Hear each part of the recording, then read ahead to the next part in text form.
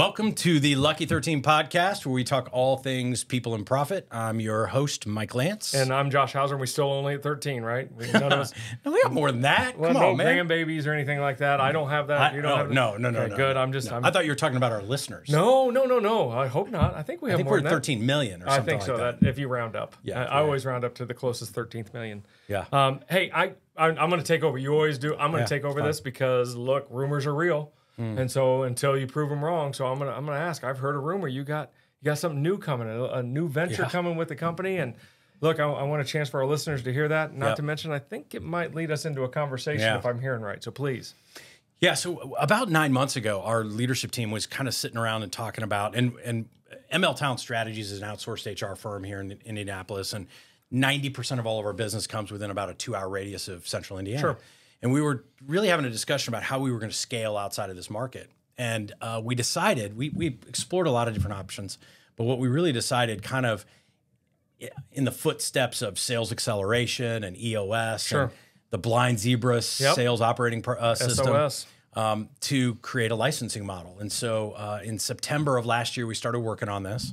We launched the company in the end of November, called SRV HR. And it's basically taken everything that we've done at ML, because we've been in business since the fourth quarter of 2017, and we've grown pretty fast. And we took everything that we did and our proven processes and systems, and we've created a licensing model and packaged it all together. And we are enrolling HR executives who have at least 20 years of experience leading the HR function for companies, and we're helping them get into their own business. So can I dig in? Is this like a certification that they will follow with them? It's not dependent upon being with XYZ company. This is no. All these people are starting their own business. I love it, and they're going out and doing what we've done at ML Talent Strategies here in Central Indiana. They'll do it in their own local market. Oh, and good so clarity. we limited the first class to just a few people. So we've got people coming in from North Carolina and Tennessee, and somebody from Fort Wayne, and somebody from St. Louis. All right, so the Tennessee folks, they realize you have indoor plumbing, so they're ready. Right. They're going to be so excited. Yeah.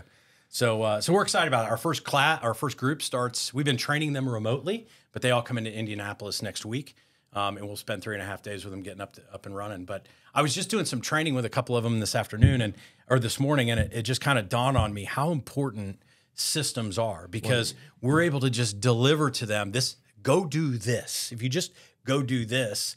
And it started to remind me a little bit of some stories from my past. I worked with a company, and one of our mantras was systems are the solution. Oh, I love it. There are no bad people. There are only bad systems. And this is how you really create repeatable outcomes. And that's what we're trying to help our SRV advisors do, is create a repeatable outcome similar to the outcomes that we've had with our business. So what you just described is probably what drives me nuts about the NBA, and probably I love about college basketball, if you don't mind me just twisting it into the Josh Hauser brain. You mean the 400-point offensive juggernaut of the All-Star game? That's, to be honest, that is not system. No. That is random. That is do what you want when you want. No predictability. And as much as everybody thought that was entertaining and fun, the feedback on that has been awful. Yeah. And so if I tie that back in, we have so many talented people, right, that get a bad process or no system, and they just look awful. Yeah. And so the term I've always used is 80% predictable systems allow me to be 20% humanized exceptionality. And so that means if I have an 80% predictable system and I start to fail, meaning I as the 20% are struggling, the worst I'm going to get to is about 60%. I got a 3 out of 5 chance, and I'm a risk tolerance guy. I'll take my 3 out of 5. That's passing because I was terrible at English. But if I'm on or just average, I got a 4 out of 5 or a 5 out of 5 time. Flip that conversation, right? Let's go to that NBA All-Star game. 80% humanized exceptionality and 20% systemized predictable. If I'm having a bad day, I've got a negative. I'm in the negative, which means I have long-term impact. And so when you talk about systems and predictability, and me being a math major, I love the concept of just give me an operating system, a predictable system that I follow, and then I put my extra into it, and I can make this thing shine. Is that where we're at right now? Absolutely. And I've got a lot of friends in private equity and venture capital and things like that. And one of the things that I've talked to them recently about is how much more valuable is a company at exit if they have documented, proven systems.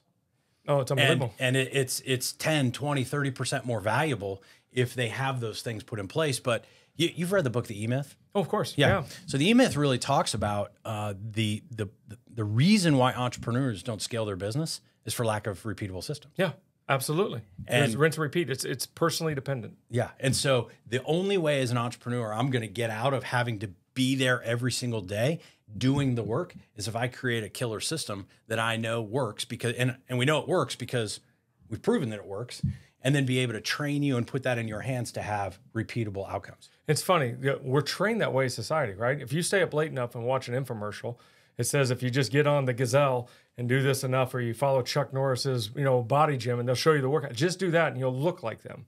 And they're telling you that's a repeatable system and process, and we get in the way. What I'm led to as you're having that conversation about that repeatable system is that, look, I can actually think about my thinking and not have to think about the process, right? I can think about my delivery and not have to think about the steps that I'm going through. I don't know if I want to go to a doctor that doesn't have a repeatable process, or it just walks in and be like, let's see what we're doing today. I don't know if that's the doctor I want. I don't know if that's the technician I want on my car. I don't know if that's the geometry teacher I want for my child. Yeah, or the pilot that you have flying your plane. That's why they have a checklist that they have to go through. Checklist manifesto. And they don't even have the checklist in their head. It's like literally right in front of them. See it. Yeah. I think I'm not a systems guy at all. Like I hate building them because I don't like the process to build them. But when you don't have them, it's a nightmare for sure. So I ask you, what do you hate more, building the system or not growing? That's the question you got to ask yourself, right? Or being solely dependent on you. Yeah. Yeah. I listen, I'm sold out for it. I don't avoid them. I don't avoid building systems. I have to do it, but I need to save it for when I'm in a really good mood because I start out at like a 6 out of 10 on that whole thing. Yeah. But there's a way to work around that. So for our listeners who are putting toothpicks in their eyes when they're thinking about actually having to go document every process. I know that world. You could hire somebody to do this. You can hire a technical writer that comes in and watches you work and builds out the system for you. Yeah. You can have, if you're a larger organization, like you shouldn't build out. If I'm the CEO, I'm not building out the finance processes. My head of finance should build those processes out. But the owner has to hold their leaders accountable for building out these processes. I mean, one, you get the repeatable thing, but I mean, what happens if the finance guy's on his way to work and has a heart attack in his car and dies? Like, it happens. It does. It's real. It absolutely is real. And we've had clients that have had key leaders in their organization pass away, and the owner has kind of said, "What do I do?" I'm like, "Well, where are the SOPs? We don't have any." So it is so important to create these. We had what we encourage clients to do is, when we're helping them build out succession plans and we're helping them build out how they move people up in an organization, we encourage them to have a rule, a policy that you can't move to your next position without having created the SOP book for your current position. Yeah, absolutely. Absolutely. There is, it's funny. I'm going to go backwards to go forwards. What you just described when you were talking about creating new value, I call that enterprise value. Mm-hmm. Yeah. Because there's value in your organization, your assets minus liabilities, and you get your net worth, and then you go out to the marketplace and say, what's it worth? The enterprise value is really based off the 4 C's. I don't know if you've heard that concept. Human capital, right? Which is the people that we talk about all the time, i.e. we talk about people and profit, right? The social capital, what's your reputation? Your customer capital, which is, are your customers doing business with your brand or doing business with you, which is another reason to buy a system. But it's that fourth one, that structural capital. When they buy processes, people don't buy people, they buy processes that people follow. That's where your enterprise value grows. And if you're not growing that, you're actually starting to devalue your business right now. And the reality is you're becoming on a not on your term, not on your time business is going to be available to the market. Whereas the permission slip of having systems actually put it on your terms and your time on the exit that you want to make, because you're going to exit your business someday. Somehow it's either going to be on your term and your times, be a succession plan, hand it to a family member, or because you have not processed enough and you're running just off this, hey, y'all watch this mentality, somebody's going to take that and then turn that into the real dollars that you're missing. Yeah, I think that's right. And then when you think about, like we talked last week about culture and, attracting really great talent and things like that. It's a whole different conversation when let's say you're hiring a new business development person, and you could come in and say, we have a proven process that if you follow this, it's going to make you this amount of money. Yeah. And then that's attractive to me, right? Because I don't have to go figure it out. Correct. You've already figured it out. I'm trying to feed my family and grow wealth. And you've got a process and a system that I can come into. And if I just follow the process, then I should be able to get the same results. There's a reason why there's so many Starbucks and there's so many McDonald's, right? Because they can hire anybody in any city at any time. And you and we're not the brightest couple people. We can make the fries. I'm not sure if we can make one of those frappe things that they make, but there's a proven process to follow and do so in a timely manner. And it's turned, and I use this term, I'm not trying to downplay, but rinse and repeat till wealthy, right? And when you have that process, it's rinse and repeat, rinse and repeat, rinse and repeat. And then that allows you as an owner to get out of having to worry about that happening. Now you're inspecting the process of opportunities to increase, but now you're taking your unique ability and going out and digging into those bigger relationships. Yeah. So I'll tell you a little funny story, and then we'll get into how they could create these processes. So when I was at a prior workplace, I worked for a guy named Dave Lindsay, and Dave Lindsay had SOPs in his life for everything, standard operating procedures, of course, for everything, and they were written, documented. So he and I and his wife and my wife, we were going on a trip to go to a birthday party for one of our strategic partners. And we get down to Dallas and we kind of got there late. And so we had to run to the hotel, get dressed, meet in the lobby in 20 minutes. So we meet in the lobby and I'm like pulling up my pants. It was when I was a little skinnier, right? I'm like pulling up my pants and there's a visual I'll have to get rid of. And Dave goes, "What's wrong with your pants?" I go, "Well, I've lost some weight and I hadn't put the suit on in a while and I forgot a belt." And he goes, "You forgot a belt." He's like, "You're going to be walking around all day pulling up your pants." I'm like, "Yeah." And he goes, "Wait a minute." And next thing you know, I look at my phone and it was his packing SOP for a 3-day trip. Oh my goodness. He had a packing SOP for a 3-day trip and a 7-day trip and an international trip and everything. Everything was predictable.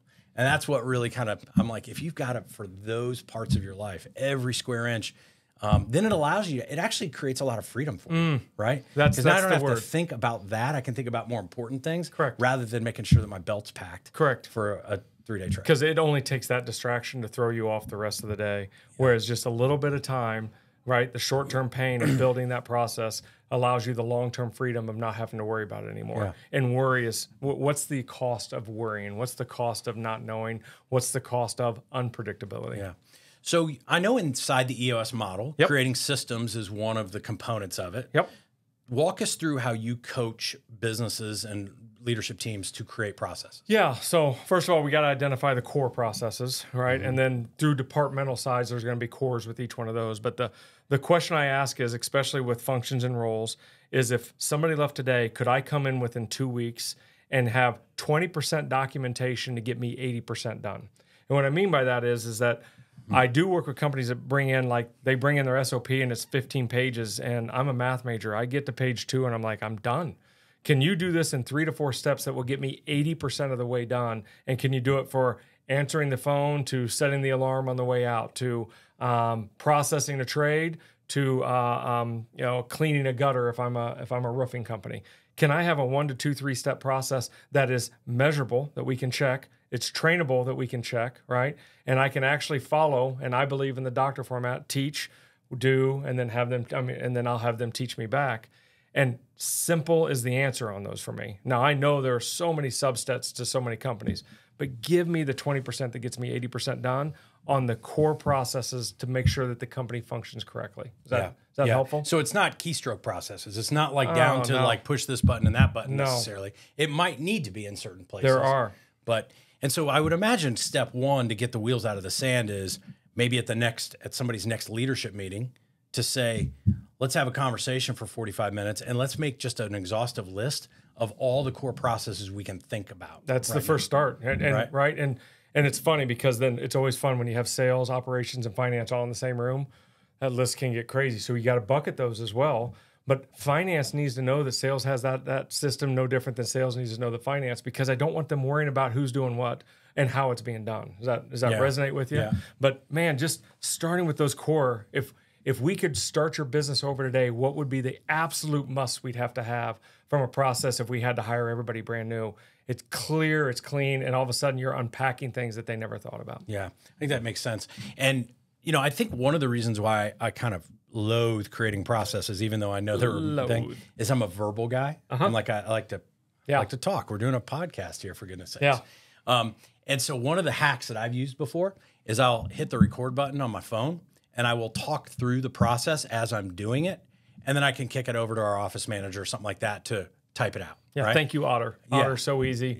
It's the simplest thing in the world. Absolutely. And I'm the opposite. I'm a picture person. So I got to draw pictures. And I know that sounds weird, but just having pictures, when I go to put together the play school set every year for Christmas, if it's words, I hand it to my wife. If it's pictures, I put it together at Christmas. Does that make sense? Yeah. And so oftentimes I also want to know how somebody learns. Do they learn through pictures? Do they learn through the actual physical writing? And let's get that right. Yeah. So it's really easy to get overwhelmed when you think about all the processes inside of a business if you haven't been creating them since day one, which most people don't create them since day one. It's probably not the best use of their time. And so, but I think about it from the perspective is if all a business did was create one process a week, I mean, 12 months from now is coming, whether you want to or not. So you'd have 52 processes built, Unbelievable. which probably covers your main core processes. So just start out, a little bit at a time, one a week. Maybe it's built up to 2 a week, and you'd be surprised at how fast you can have this repository of SOPs. And then when you get to a place where you have to train new people, or you get the opportunity to sell your company and your life's work in many cases, you're able to open up this library of processes on how your business works. So my favorite owner said these 3 words. He does it, he documents it, and then he delegates it. His life has opened up. Do it, document, and delegate. And if he does that every time, all of a sudden he's getting everything that he used to do off his plate. Now he's looking for his next strategic move. Awesome.